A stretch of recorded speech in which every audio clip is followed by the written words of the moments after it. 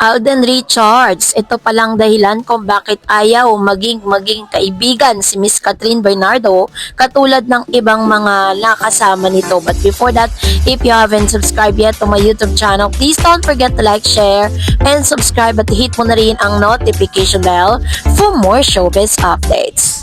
Bago tayo of course magpatuloy sa ating updates for today's video, nais ko pong pasalamatan kayo for always watching and trusting this channel. Thank you so much sa inyong laging panonood at palagi ang pagsubaybay sa mga updates po natin. Maraming salamat po.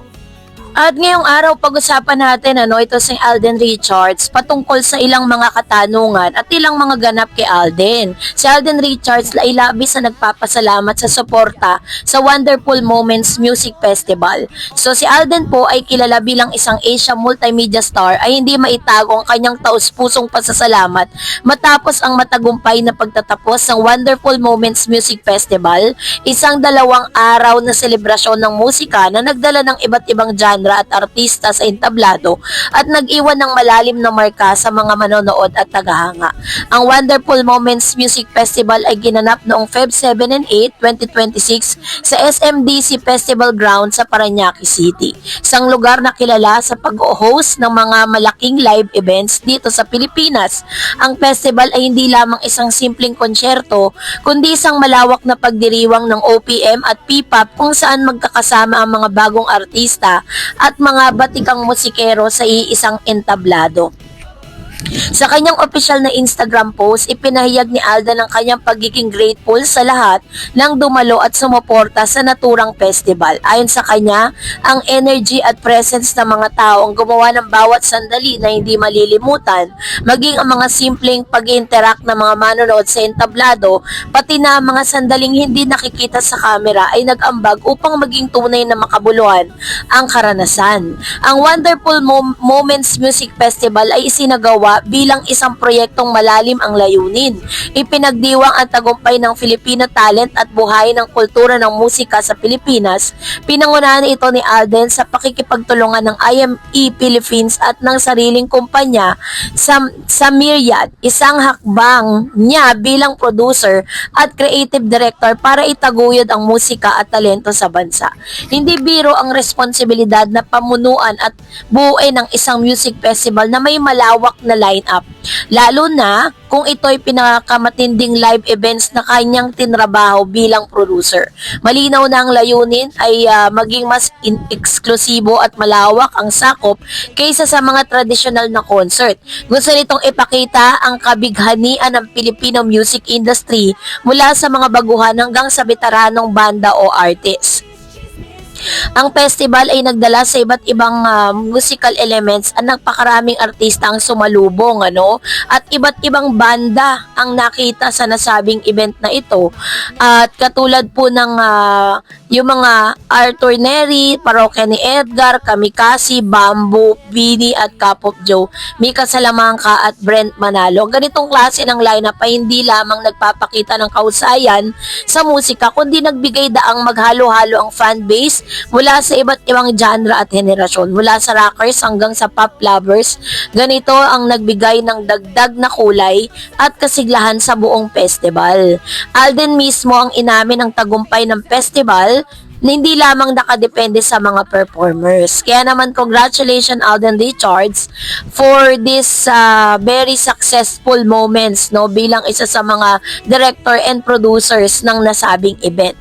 At ngayong araw, ito na kasi meron po mga videos na nagsisirculate ngayon sa social media kung saan si ito pong si Julia at saka si Miss Barbie Fortesa ay nagsalita patungkol sa kanilang friendship na ngayon is tampulan ng questions patungkol sa publiko na bakit yung relationship ni Julia at ni Miss Barbie Fortesa ay hindi katulad ng relationship ni Alden Richards kay Catherine Bernardo. Hindi nga ba gusto ni Alden na maging kaibigan si Catherine? Yun yung sasagutin natin ngayon. Panoorin muna natin ang video ito.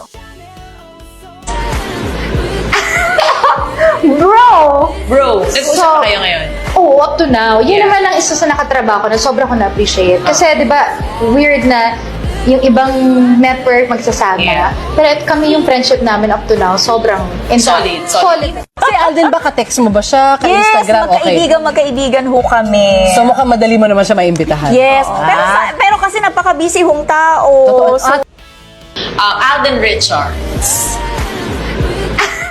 Maraming netizen ang nagtatanong kung bakit tila hindi nagiging kasing lantad o kasing lapit sa publiko ang samahan ni na Alden Richards at Catherine Bernardo kumpara sa ibang artista na nagkakaroon ng malinaw at bukas sa pagkakaibigan matapos ang isang proyekto. May ilan din nag-iisip posible kayang hindi simpleng kaibigan ang tingin ni Alden kay Catherine o may mas malalim pang dahilan kung bakit tila hindi ito nauuwi sa typical na showbiz friendship na madalas nating nakikita. Mahalagang linawin na bilang mga taga-masid lamang, wala tayong direktang kaalaman sa tunay na estado ng kanilang personal na relasyon. Ang anumang paliwanag ay nakabatay lamang sa mga nakikitang kilos, pahayag at konteksto ng industriya. Gayunpaman, may ilang posibleng dahilan kung bakit maaaring hindi ito nagiging pangkaraniwang pagkakaibigan tulad ng sa ibang artista. Una, kailangan kasi nating isaalang-alang ang profesional na konteksto ng kanilang samahan. Kapag ang dalawang artista ay nagkaroon ng matagumpay na proyekto, lalo na kung may romantic undertone, madalas ay nagkakaroon ng malakas sa love team chemistry na pinanghahawakan ng publiko. Ang ganitong dynamics ay may kasamang pressure. Kung patuloy silang makikitang magkasama, maaaring mabigyan ito ng ibang kahulugan ng fans at media. Kung iiwas naman ang maaaring sabihin, may issue. Sa ganitong sitwasyon, ang pag-maintain ng distance ay maaaring isang paraan upang protektahan ang kani-kanilang karera at imahe. Pangalawa, posible ring may kinalaman dito ang personal boundaries. Hindi lahat ng taong nagkakaroon ng magandang working relationship ay otomatikong nagiging malapit sa personal na buhay. May mga artistang mas pinipiling ihiwalay ang trabaho sa pribadong mundo o kilari si Alden bilang isang taong pribado pagdating sa kanyang personal na buhay.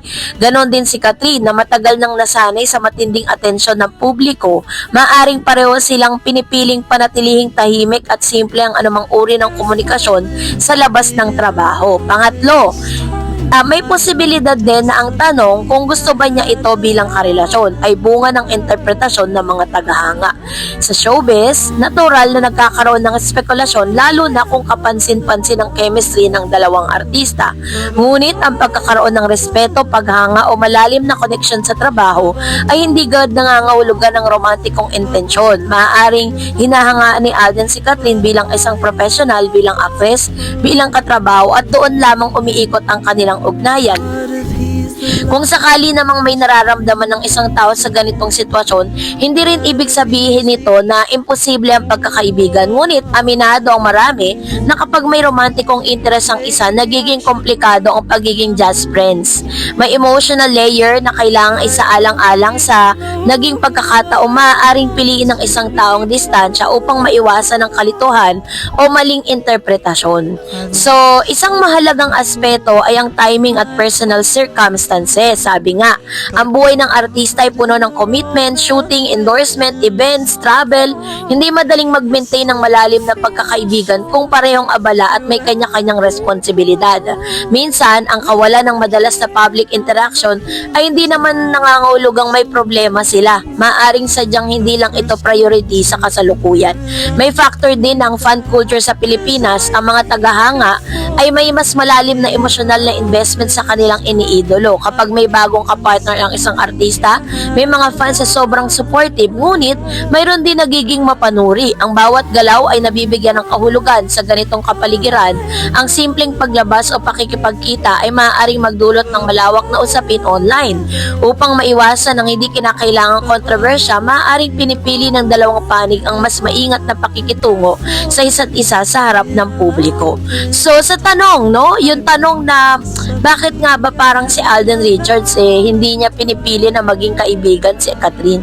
Dahil sa pagkakaunawa natin at sa lahat ng mga nakita at nalaman natin patungkol kay Alden, kasi gusto niya maging karelasyon si Catherine. Yun naman talaga yung punot dulo ng lahat, 'di ba? Kaya kahit ano pilit po ng mga ng publiko na maging magkaibigan sila, more than friends nga ang gusto ng isang Alden Richards, 'di ba? Kaya huwag na natin ipilit, hayaan na natin na mangyari yan kung mangyayari. in the future dahil si Alden naman talaga yung pinakamainam para kay Catherine. So, that's it for today. For more videos and updates, please don't forget to like and subscribe, and please don't forget to follow my Facebook page, Dar Eds TV and Dar Eds channel. God bless everyone!